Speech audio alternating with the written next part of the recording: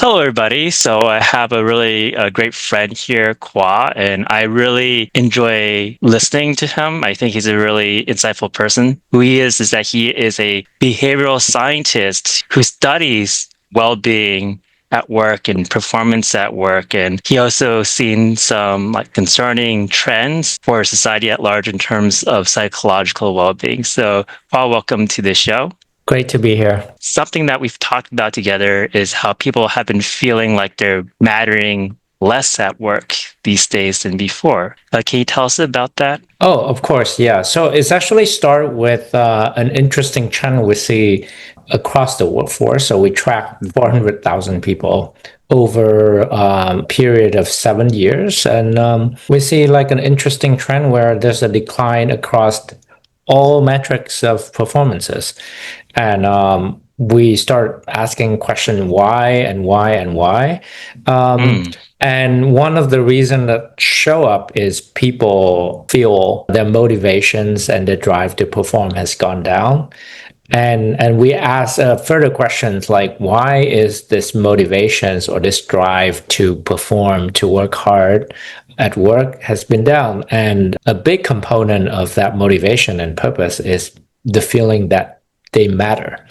And we observe like an interesting pattern in mattering, in the feelings that I matter for work, is that people still feel like they contribute a lot to work. But what has declined is they don't feel that their contribution is appreciated and being recognized and being rewarded. So that's the part of mattering. I feel like I matter has gone down. And there's other like indicators in the data from other sources. For example, a survey from University of Phoenix find that about more than half of Americans feel like they're easily replaceable in their job position. So I feel like we're at a point where we feel like our human values and skills are pretty easily replaceable, or like we don't feel appreciated by the place that we work. Very interesting, but also concerning trends as well. And what has been causing this trend that people feel like they've been mattering less or they've been feeling replaceable these days? There's a lot of hypotheses and probably multiple causes. A trend that we definitely see is people tenure at organization has been reducing, right? Maybe 50, 70 years ago, it is normal to be a lifelong employee at a workplace and and see that as, your only place. And there's deep loyalty between employee and employer. But nowadays, like it's very common for people to change job every 2 or 3 years. So the relationship between employee and employer become like a lot more transactional. And then there's a lot more layoff. Layoff happen more often. That sort of like just erode away I think the relationship between people and employer. And then when you added AI, now the fear of job displacements by AIs are also gradually rising. So there's a sense of people feeling like there's a lack of strong connection at work. As human beings, we naturally value human connection, and that has been eroding away. And it's been more so since AI has been de-skilling people. So this trend has been going on for a long time, but it seems like it's also accelerating too. I remember you mentioning to me before this interview that these trends have been noticeable since COVID, right? Or I don't know if it's since COVID or before COVID. Can you let us know? It's probably accelerate during COVID, but it has started before COVID. It's hard to discern because there's multiple causes. Right. Another potential causes is just people incomes doesn't seem to rise, and I think there's definitely a sense that income inequality, the income gap between the lower income and rich are just ever expanding, and it's easy as a person to see why people would feel underappreciated, because I mean they're not being paid fairly, they're not being offered opportunity for growth, for career advancement. They're being hired more for their see it more of a commodity and source of labor rather than like a valuable members or contributor of the Yeah. organizations. Yeah. So they're less seen in a human matter, and there's less concern for their personal growth, and they're treated as something that is disposable. And I also hear that there is this lack of optimism for the future because the trends seem to show that wage is not going up, and Mhm. people don't really feel like there is a pathway to growth. Yeah, and the very surprising and interesting thing is this economic pessimism. For example, having experienced layoff, having low income, actually explain a trend in declining social trust. Hmm. So, not believing in a better economic future sort of made people less trusting of others and potentially less trusting in the system, right? Because they haven't fared well in that Hmm. system. Yeah, if you work hard and you feel like nothing improving, then there's something inherently wrong with, Yeah. you would feel that there's something wrong with the system set up right. Yeah, I know there used to be more optimism about the system in the United States, and Mm. people believe more so in the past about the American dream, and that seems less reachable now. Yeah, that's you're absolutely right. I think there's a sense that there's a big shift, and I don't know whether it will continue in this trajectory or whether there's some way we can turn things around. In a recent article in Financial Times where they analyze a large samples of people over the past 8 years, they show that having self-control, working hard toward like their goal, Hmm. and they become more neurotic, right? So Yeah. that's actually coincide with the rise in depression and anxiety. They become less agreeable and less extroverted. I don't know why I say they because I'm in that I'm in that A range. Me too. Um, yeah, so we become sort of less social and less cooperative, and so these Hmm. things are happening. And yeah, there's a multitude of factors that impacting that. For example, this is my hypothesis. There's a lot of data behind this, but I think the social media and smartphone is a pretty big technology influence that really Hmm. reduce people happiness Right. um, and sociability, because nowadays it's just easier to entertain yourself at home and there's no need to like go out and meet people, right? That's a big part, and it's increased Yes. depression and anxiety in teenager and in people. There are interventions that basically ask people to drop their smartphone or their social media usage for a month, and they find that when you do that, you're like way happier than the control group that Yes. keep using it. So there's very clear like Hmm. causal impact of those technology on this trait. Yeah, the abundance of informations, the speed at which information is fed to you has reduced our attention spans. Probably it's less than 30 seconds now for Hmm. how long we can pay attention to a thing before we get distracted.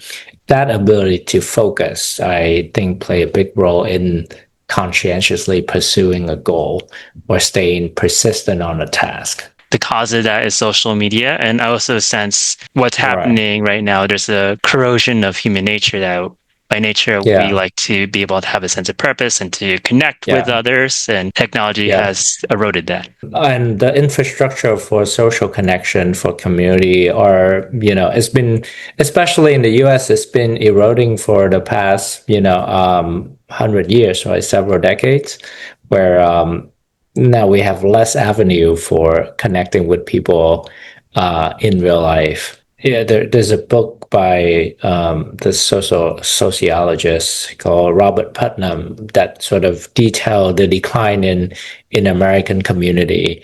That was just very eloquently like lay out the evidence and the argument that those are declining, and social connection is like a fundamental human need, and lacking social connections generate a lot of anxiety, depressions, and declining in well-being in general.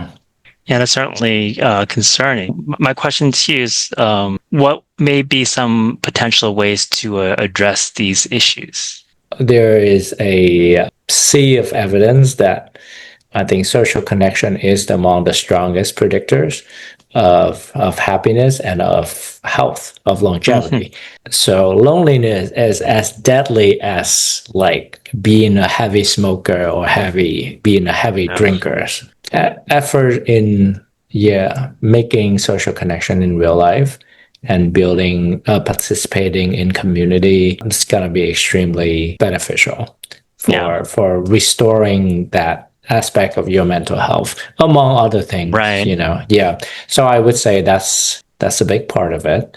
Right. um And then when I hear you say that, what I think about is that yes, technology could help and aid us, but we shouldn't forget the fundamentals of human nature.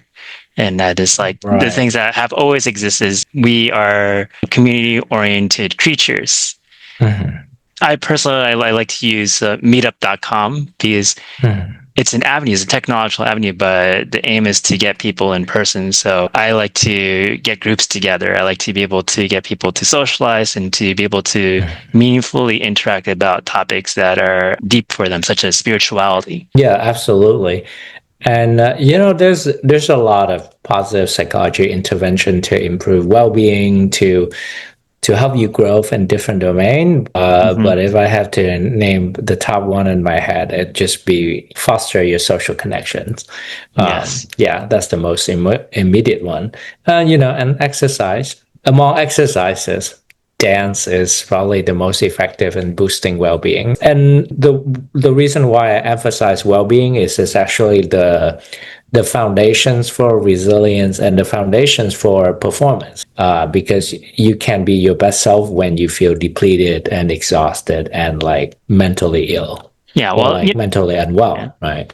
Well, Yeah. dancing gets us into our bodies. I know this day and age is a very mental day and age. We're behind Mhm. the computer a lot, and it really helps to do something somatic, such as getting into our bodies. It's an experiment that the Australian governments are doing or about to do is that they are banning social media Mm. for kids under 16, except YouTube. They're conducting a big experiment. That's like a big natural experiment where Uh, I know some researcher, Jeff Hancock from Stanford, the head of the social media lab. Yeah, he's partnering with the government to do a study on like the impact of this policy on student achievement and mental health and other sort of indicators. Yep. So we got to wait probably several years to see how this experiment pans out. But if other smaller experiment is an indicator of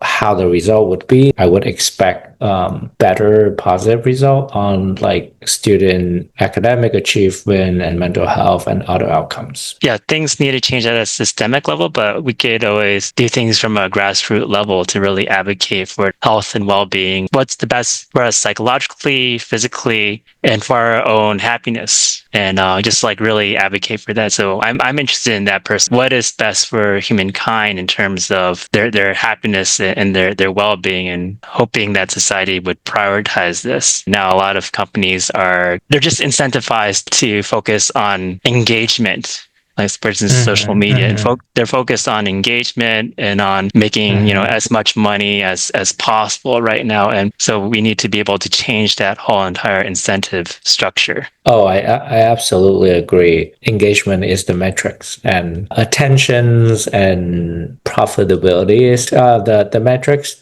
Then the system's gonna optimize for that and not human well-being. So I completely agree with you. I talked to a friend who's he works in software development, but he's also very interested in building community. And he said to me something that actually make a lot of sense, which is even if the companies have good intention, when the incentive or the metric is to optimize for maximum engagement, the algorithm will unintentionally, a lot of time they will just unintentionally create design that are not Yeah. prioritizing user well-being or user interest, but more to try to suck the user in. Even if the people who designing that are not intentionally do that. They would treat Yeah. it in a way that create the same outcomes. Yeah, that's an important point to make. It's probably helpful to get to the root of the issue rather than to focus on pointing finger at any specific companies. It's just how things have been structured in terms of incentive right now. But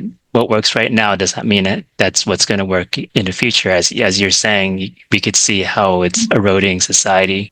We should be able to change that for the future.